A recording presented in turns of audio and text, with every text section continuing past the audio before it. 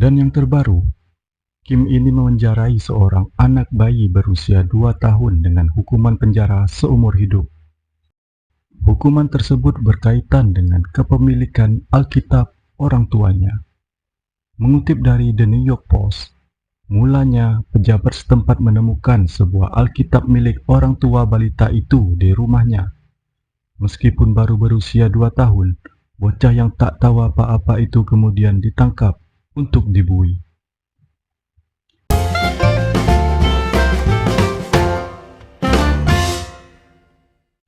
Assalamualaikum warahmatullahi wabarakatuh. Apa kabar kalian nih, geng? Saya Alfian. Di video kali ini kita akan membahas tentang Supreme Leader Korea Utara. Siapa lagi kalau bukan Kim Jong-un, yang kabarnya memenjarai seorang bayi berusia 2 tahun hanya karena orang tuanya memeluk agama. Nah, geng, bagaimanakah pembahasannya? Tapi sebelum kita lanjut, yuk geng, tekan tombol subscribe-nya. Dan bagi kalian yang udah subscribe, saya ucapkan terima kasih. Yuk langsung kita bahas geng di Yuk Belajar Bersama. Let's go!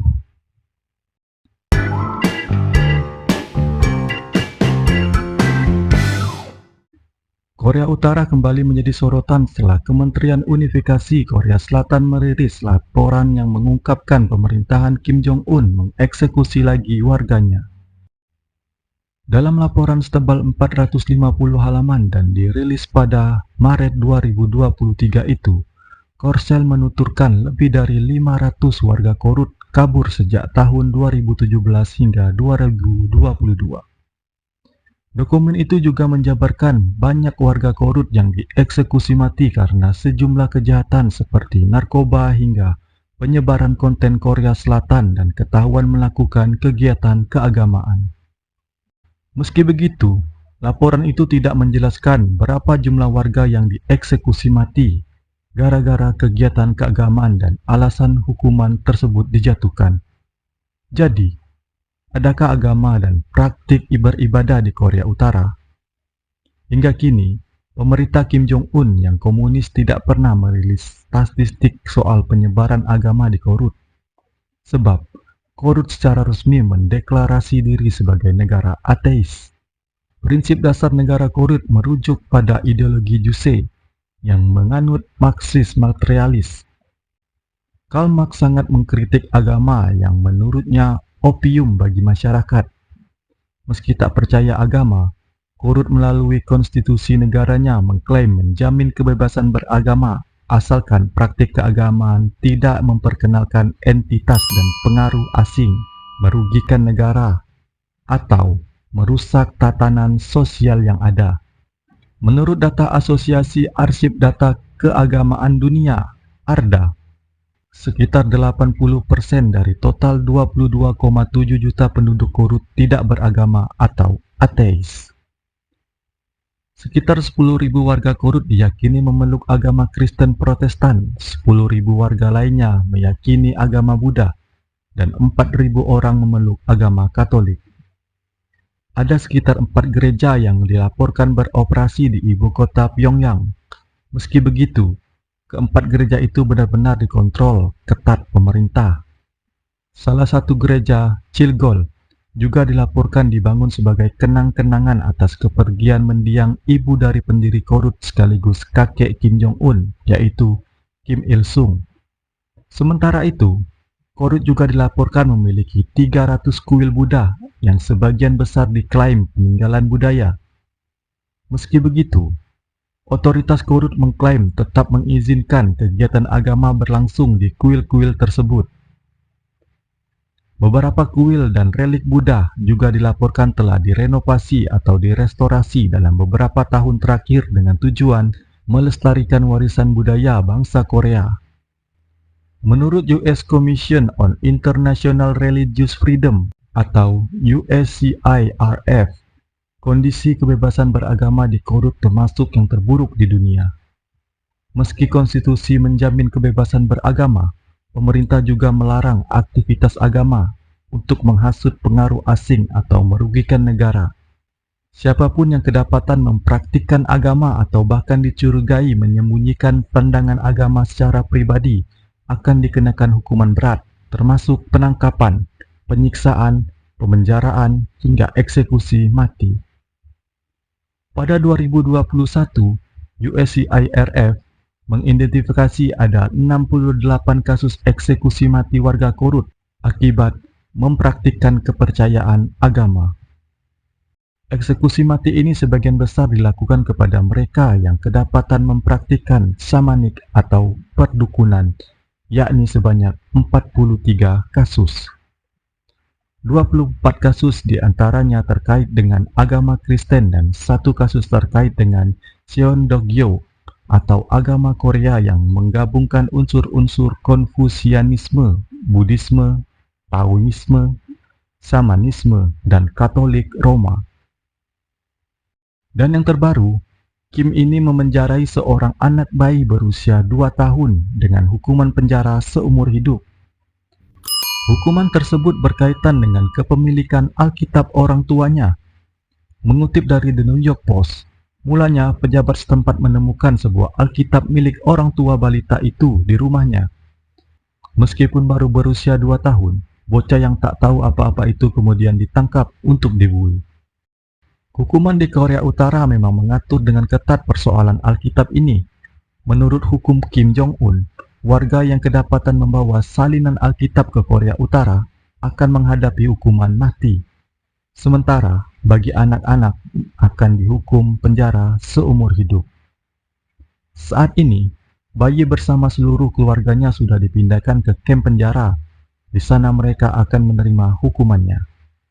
Berkaitan dengan ini, PBB menemukan bahwa pemerintah setempat sering melanggar hak asasi manusia. Pelanggaran terhadap hak asasi manusia ini merupakan bentuk kejahatan terhadap kemanusiaan.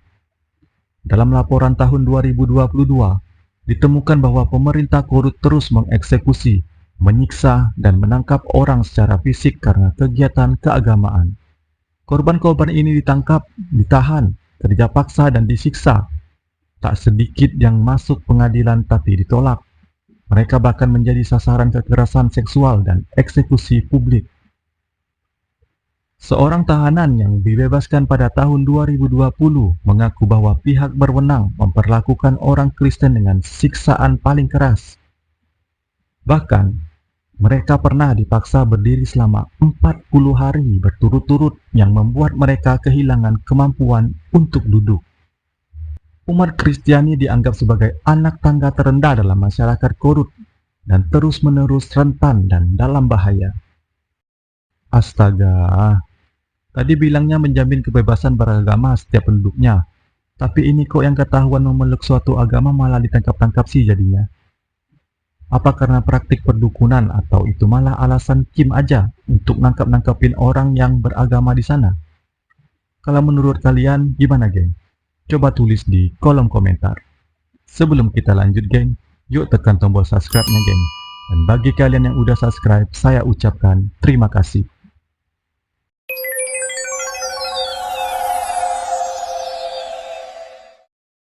Jadi, geng, kakek Kim Jong-un yaitu Kim Il-sung ini dulu menganut kepercayaan Konfusianisme, yaitu suatu sistem ajaran-ajaran etika, cinta yang penuh kebijakan, cinta akan kebenaran, tata krama, dan kepemimpinan yang bijaksana yang disusun untuk memberikan inspirasi dan melestarikan pengelolaan keluarga dan masyarakat secara tepat.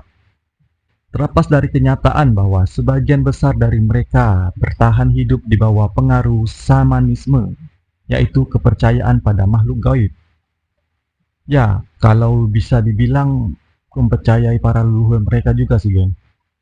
Masyarakat Korut pada saat itu menanggapi Kim Il-sung adalah sosok manusia abadi, tapi pada saat kematiannya pada 8 Juli 1994, disitulah tangisan pecah pada masyarakat Korut. Tak percaya kalau manusia yang mereka anggap abadi telah pergi untuk selamanya. Karena masih melekatnya gelar manusia abadi inilah yang membuat para masyarakat Korut mendewakan dan mengagungkan sosok Kim Il-sung ini. Bahkan, tak hanya Kim Il-sung, bapak dari Kim Jong-un yakni Kim Jong-il juga mendapat perlakuan yang sama oleh masyarakat Korut. Lihat dari bagaimana mereka begitu hormat dengan bersujud di depan foto kedua orang itu saat ada acara besar di Korut. Bahkan, di hari kematian kedua orang ini, masyarakatnya dilarang menunjukkan ekspresi bahagia selama 11 hari. Dilarang meminum alkohol. Bahkan, jika dalam 11 hari itu ada keluarga dari masyarakat yang meninggal dunia, keluarga dan kerabatnya dilarang menangis keras-keras dan pemakaman harus sesegera mungkin dilakukan tanpa ditunda-tunda. Bahkan kalau ada masyarakat yang ulang tahun di hari yang sama dengan kematian kedua supreme leader ini, masyarakat itu dilarang merayakan hari ulang tahunnya. Jika ada yang melanggar aturan-aturan yang telah ditetapkan ini, maka akan ditangkap dan akan dihukum sama seperti seorang penjahat ideologi Korut. Tadi kan dilarang menunjukkan ekspresi bahagia.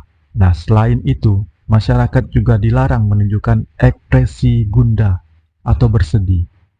Jadi rakyatnya itu tanpa ekspresi aja kalau pas berkeluaran pada hari itu. Udah kayak ekspresi wajah hantu aja ya, geng. Jadi kemungkinan karena samanisme inilah, geng, yang membuat Kim Jong-un menangkap orang-orang yang ketahuan memeluk agama tertentu di negaranya. Bahkan, saking takutnya pemeluk agama di sana, mereka itu tidak berani memberitahukan agama mereka kepada orang lain. Bahkan, orang tua tidak pernah memberitahukan agamanya kepada anaknya. Begitu pula sebaliknya. Ada-ada aja kelakuan Supreme Leader Korut ini ya, geng. Di satu sisi, dia bilang akan melindungi hak-hak beragama masyarakatnya. Tapi di sisi lain, dia juga yang memerintahkan menangkap masyarakat yang ketahuan beragama. Apakah menurut kalian alasan samanisme ini jadi penyebab Kim melakukan ini, geng? Atau penyebab lain? Coba tulis di kolom komentar, geng.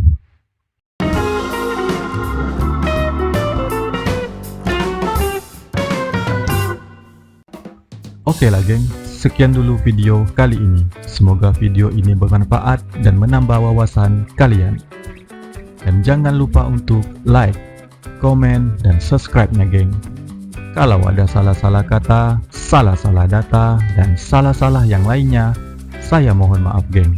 Saya Alfian, tetap tonton video saya yang lainnya di Yuk Belajar Bersama. Bye!